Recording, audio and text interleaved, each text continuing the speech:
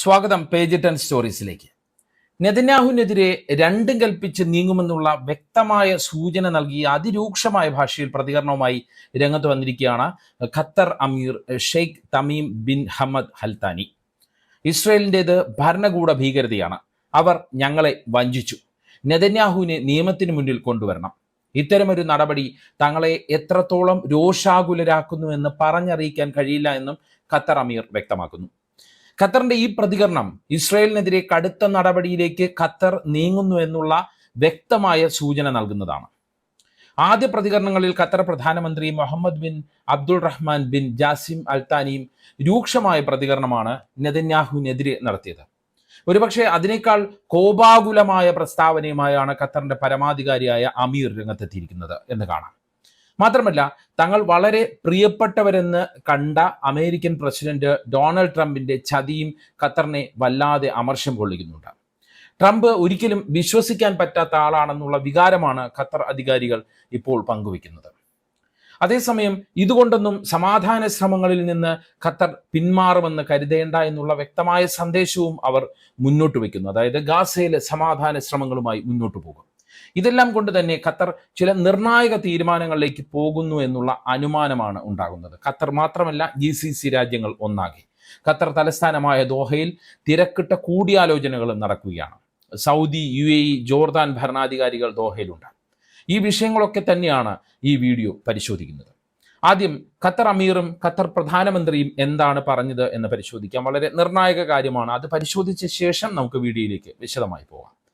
ഗാസയിലെ അവശേഷിക്കുന്ന തടവുകാരുടെ ഏതെങ്കിലും തരത്തിലുള്ള പ്രതീക്ഷകളെ അത് ഉണ്ട് എങ്കിൽ ഇസ്രയേലിന്റെ പ്രവർത്തനങ്ങൾ കൊണ്ട് അത് ഇല്ലാതായി എന്നാണ് ഖത്തർ അമീർ പറയുന്നത്.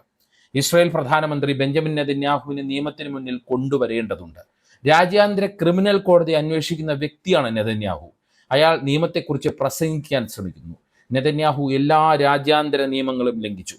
അങ്ങനെ അതിരൂക്ഷമായ ഭാഷയിലും കോപത്തോടെയുമാണ് ഖത്തർ അമീറിന്റെ പ്രസ്താവന വന്നിരിക്കുന്നത്. അക്ഷരാർത്ഥത്തിൽ നെതന്യാഹുവിനെ ക്രിമിനൽ എന്ന് തന്നെ ഖത്തർ അമീർ വിളിച്ചിരിക്കുകയാണ്. ഇനി ഖത്തർ പ്രധാനമന്ത്രിയുടെ വാക്കുകൾ പരിശോധിക്കാം. ഇസ്രയേലിനെതിരെ കൂട്ടായ പ്രതികരണം ഉണ്ടാകുമെന്നാണ് Mohammed bin Abdul Rahman bin Jassim Al Thani പറയുന്നത്. അതായത് അതിനു വേണ്ടിയുള്ള കൂടിയാലോചനകളാണ് ഇപ്പോൾ ദോഹയിൽ നടക്കുന്നത് എന്നാണ് അദ്ദേഹം വ്യക്തമാക്കുന്നത്. മേഖലയിൽ നിന്ന് ഒരു പ്രതികരണം ഉറപ്പായും ഉണ്ടാകും. ഇക്കാര്യത്തിൽ മേഖലയിലെ മറ്റ് പങ്കാളികളുമായി കൂടിയാലോചനകൾ നടക്കുകയാണ് എന്നാണ് അദ്ദേഹം പറയുന്നത്. ഇസ്രയേലിനെതിരെ ശക്തമായ നടപടിയിലേക്ക് തന്നെ തങ്ങൾ പോകും. അതിന് തങ്ങൾക്ക് അവകാശമുണ്ട്. ഇസ്രയേൽ നടത്തിയത് ഭരണകൂട ഭീകരതയാണ്. നെതന്യാഹു സ്വാർത്ഥനാണ്. ഗാസയിലെ പ്രതീക്ഷകളെയാണ് അയാൾ കൊന്നതെന്നും അൽത്താനി തുറന്നടിക്കുന്നു. ഈ രണ്ട് പ്രതികരണങ്ങളിൽ നിന്ന് നമുക്ക് ചില കാര്യങ്ങൾ മനസ്സിലാക്കാൻ പറ്റും. ഇസ്രയേൽ നടത്തിയ തെമ്മാടിത്തരം ഖത്തറി വികാരത്തെ വല്ലാതെ വേദനിപ്പിച്ചിരിക്കുന്നു എന്ന് മനസ്സിലാക്കാം. മാത്രമല്ല, ഇക്കാര്യത്തിലുള്ള അമേരിക്കയുടെ നിലപാടും അതാണ് ഖത്തറിനെ ഇരുത്തി ചിന്തിപ്പിക്കുന്നത്. തങ്ങളുടെ ഏറ്റവും അടുത്ത പങ്കാളി എന്ന് കരുതിയ അമേരിക്ക ഇസ്രയേലിന്റെ നീക്കം അറിഞ്ഞിട്ടും തടഞ്ഞില്ല. മാത്രമല്ല, മൗന അനുവാദം നൽകുകയും ചെയ്തു. ആക്രമണത്തിന് ശേഷമാണ് സാഹചര്യം ഖത്തർ അമീറിനെ അമേരിക്ക അറിയിച്ചത്. അവർ ചതിച്ചു എന്ന വാക്കിലൂടെ ഇസ്രയേലിനൊപ്പം അമേരിക്കയും ചേർത്ത് വെച്ചാണ് ഖത്തർ അമീർ സംസാരിക്കുന്നത്. അതായത് ഇസ്രയേലിനൊപ്പം അമേരിക്കയും ചതിച്ചു. അതിനിടയ്ക്ക് ട്രംപും നെതന്യാഹുവും തമ്മിലുള്ള ഫോൺ സംഭാഷണത്തിന്റെ വിവരങ്ങൾ ചില രാജ്യാന്തര മാധ്യമങ്ങൾ പുറത്തുവിടുന്നുണ്ട്. ആക്രമണത്തിന് ശേഷം 2 ഫോൺ സംഭാഷണങ്ങളാണ് ഇരുവരും നടത്തിയത് എന്നാണ് റിപ്പോർട്ട്. ആദ്യ ഫോൺ സംഭാഷണത്തിൽ ട്രംപ് നെതന്യാഹുവിനെ രൂക്ഷമായ ഭാഷയിൽ വിമർശിച്ചു എന്നാണ് വാൾ സ്ട്രീറ്റ് ജേണൽ റിപ്പോർട്ട് ചെയ്യുന്നത്. ആക്രമണം വീണ്ടും വിചാരമില്ലാത്ത നടപടിയെന്നും മറുപടി പറയിക്കുമെന്നും ട്രംപ് നെതന്യാഹുവിനോട് പറഞ്ഞു അത്രേ. ആക്രമണം തങ്ങളെ മുൻകൂട്ടി അറിയിച്ചില്ല, എന്നാൽ ചുരുങ്ങിയ സമയമേ കിട്ടിയുള്ളൂ എന്നാണ് അത്രേ നെതന്യാഹു ട്രംപിന് നൽകിയ മറുപടി. ആക്രമണം നടത്താൻ തനിക്ക് ചെറിയ അവസരം കിട്ടിയെന്നും ആ അവസരം മുതലെടുത്തുവെന്നും ട്രംപിനോട് നെതന്യാഹു പറഞ്ഞു അത്രേ. എന്നാൽ 2ാം ഫോൺ സംഭാഷണം സൗഹാർദ്ദപരമായിരുന്നു എന്നാണ് റിപ്പോർട്ട്. 2ാം ഫോൺ സംഭാഷണത്തിൽ ട്രംപ് ചോദിച്ച ഒരു ചോദ്യമുണ്ട്. ആക്രമണം വിജയകരമാണെന്ന് തെളിഞ്ഞോ എന്ന് ട്രംപ് നെതന്യാഹുവിനോട് ചോദിച്ചു എന്നാണ് രാജ്യാന്തര മാധ്യമങ്ങൾ റിപ്പോർട്ട് ചെയ്യുന്നത്. ഈ ഫോൺ സംഭാഷണമൊക്കെ നമുക്ക് കേൾക്കുമ്പോൾ തന്നെ അറിയാം, നാടകമാണ്. ആർക്കാണ് അത് മനസ്സിലാകാത്തത്? ഫോൺ സംഭാഷണത്തിലെ വിവരങ്ങൾ കേൾക്കുമ്പോൾ ഖത്തറിനോടുള്ള ചതിയുടെ ആഴം നമുക്ക് കൂടുതൽ മനസ്സിലാവുകയാണ്. നെതന്യാഹു ട്രംപിനെ അറിയിക്കാതെ ഖത്തർ പോലൊരു രാജ്യത്തെ ആക്രമിക്കുമെന്ന് ആരും കരുതുന്നില്ല. രാജ്യാന്തര നയതന്ത്ര വിദഗ്ധരോ രാജ്യാന്തര കാര്യങ്ങൾ റിപ്പോർട്ട് ചെയ്യുന്ന മാധ്യമ പ്രവർത്തകരോ അല്ലെങ്കിൽ അമേരിക്കയുമായും ഇസ്രയേലുമായും അടുത്ത് നിൽക്കുന്ന രാജ്യാന്തര പ്രവർത്തകരോ കരുതുന്നില്ല. ഉറപ്പായും അമേരിക്കയുടെ മൗനാനുവാദത്തോടെ തന്നെയാണ് ആക്രമണം നടന്നത്. അമേരിക്കയെ അറിയിച്ച് നടത്തിയ ആക്രമണമാണെന്ന് നെതന്യാഹുവിൻ്റെ ഓഫീസ് ആദ്യഘട്ടത്തിൽ പറയുകയും ചെയ്തു. അതുകൊണ്ട് തന്നെ ഇപ്പോൾ പുറത്തു വരുന്ന ഈ ഫോൺ സംഭാഷണമൊക്കെ ഇരുവരും തമ്മിലുള്ള ഒരു നാടകം, അതാണ് ഞാൻ നേരത്തെ പറഞ്ഞത്. ഒരു കൊച്ചു കുഞ്ഞിന് പോലും മനസ്സിലാവുന്ന കാര്യം. നെതന്യാഹുവിൻ്റെ താളത്തിനൊത്ത് ആദ്യം തുള്ളുക, അതിനുശേഷം സംഗതി വശക്കേടാണ് എന്ന് മനസ്സിലാകുമ്പോൾ നെതന്യാഹുവിനെ തള്ളിപ്പറഞ്ഞ് കൈയൊഴിയുക, എന്നിട്ട് ഇത് തന്നെ വീണ്ടും ആവർത്തിക്കുക. വീണ്ടും നെതന്യാഹുവിൻ്റെ താളത്തിനൊത്ത് അല്ലെങ്കിൽ നെതന്യാഹു ചെയ്യുന്നതിനെ ആദ്യം ന്യായീകരിക്കുക, പിന്നെ തള്ളി പറയുക. ഇത് തന്നെയാണ് കഴിഞ്ഞ കുറച്ച് നാളുകളായി സമാധാനത്തിനുള്ള നൊബേൽ സമ്മാനം സ്വപ്നം കാണുന്ന ട്രംപ് ചെയ്തുകൊണ്ടിരിക്കുന്നത്. എന്നിട്ട് പറയും എനിക്ക് നൊബേൽ സമ്മാനം തരണേ തരണേ എന്ന് പറയുകയും ചെയ്യും. ഖത്തറിലെ ആക്രമണത്തിന്റെ കാര്യത്തിലും അത് തന്നെയാണ് നടന്നിരിക്കുന്നത്. അതായത് ഖത്തറിലെ ആക്രമണത്തിനെതിരെ വലിയ രീതിയിലുള്ള അന്താരാഷ്ട്ര പ്രതിഷേധം ഉടലെടുത്തപ്പോൾ ട്രംപ് പതുക്കെ നെതന്യാഹുവിനെ കൈയൊഴിഞ്ഞു. അതാണ് നടന്നത്. അതുകൊണ്ട് തന്നെ ഇസ്രയേലും അമേരിക്കയും നേരത്തെ തന്നെ പദ്ധതിയിട്ട ആക്രമണമാണ് ഖത്തറിൽ നടന്നത് എന്ന് തന്നെയാണ് ഭൂരിഭാഗം അന്താരാഷ്ട്ര വിദഗ്ധരും വിലയിരുത്തുന്നത്. ട്രംപ് ഹമാസിന് അവസാന മുന്നറിയിപ്പ് എന്ന രീതിയിൽ നൽകിയിരുന്ന ഒരു മുന്നറിയിപ്പിന്റെ ഒരു പശ്ചാത്തലം കൂടി ഈ വിലയിരുത്തലിന് പിന്നിലുണ്ട്. അതേസമയം തന്നെ നെതന്യാഹു അമേരിക്ക പറഞ്ഞാൽ പോലും കേൾക്കുന്നില്ല എന്നുള്ള ഒരു നറേറ്റീവ്, ഒരു പ്രതിച്ഛായ സൃഷ്ടിക്കാൻ ട്രംപ് അനുകൂലികൾ ശ്രമിക്കുന്നുണ്ട്.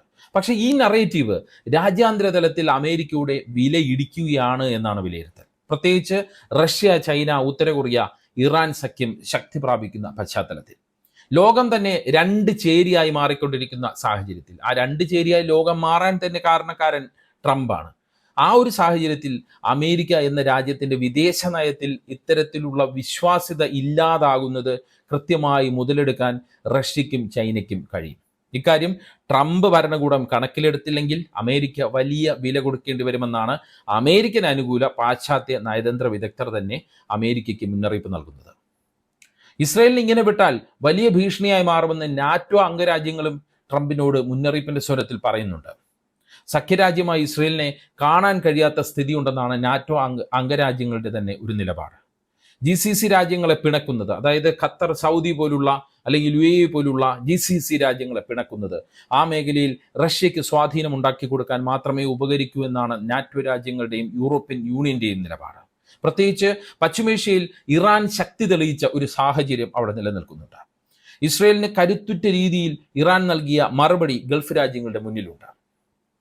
ഇതെല്ലാം കൊണ്ട് തന്നെ ഖത്തറിൽ നടത്തിയ ആക്രമണത്തിലൂടെ ഇസ്രയേൽ നടത്തുന്ന തീക്കളി വെച്ചു പൊറുപ്പിക്കാൻ പറ്റില്ല എന്നാണ് നാറ്റോ അംഗരാജ്യങ്ങളും യൂറോപ്യൻ യൂണിയനും നിലപാട് വ്യക്തമാക്കുന്നത്.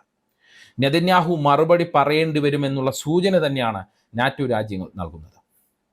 അമേരിക്കയുടെ ഏറ്റവും അടുത്ത നാറ്റോ ഇതര സഖ്യകക്ഷിയായിരുന്നു ഖത്തർ, ഇപ്പോഴും അങ്ങനെ തന്നെയാണ്. എന്നിട്ടും ട്രംപ് നടത്തിയ കൊടും ചതി ഖത്തർ ഭരണാധികാരികൾ ഇപ്പോൾ തിരിച്ചറിയുന്നുണ്ട്. ട്രംപിലുള്ള വിശ്വാസം ഖത്തറിന് നഷ്ടപ്പെട്ട് കഴിഞ്ഞു എന്ന് തന്നെ നമുക്ക് വിലയിരുത്താം, അല്ലെങ്കിൽ പറയാം.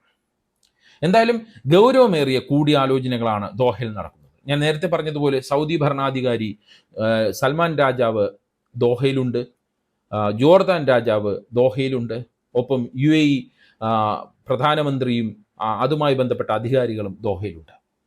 പ്രധാനമന്ത്രിയുടെ പ്രസ്താവന, അതായത് ഖത്തർ പ്രധാനമന്ത്രിയുടെയും ഖത്തർ അമീറിൻ്റെയും പ്രസ്താവനകളിൽ നിന്ന് നമുക്ക് മനസ്സിലാക്കാൻ പറ്റുന്നതും അത് തന്നെയാണ്. ദോഹയിൽ വളരെ ഗൗരവമേറിയ കൂടിയാലോചനകൾ, നിർണായക കൂടിയാലോചനകൾ നടക്കുന്നു. അവരും GCC രാജ്യങ്ങളുമായിട്ടുള്ള കൂടിയാലോചനകൾ നടക്കുന്നു. ഖത്തർ വീണ്ടും ആക്രമിക്കുമെന്ന് ഇസ്രായേൽ പ്രധാനമന്ത്രി വെല്ലുവിളി നടത്തുന്ന സാഹചര്യവും മുന്നിലുണ്ട്.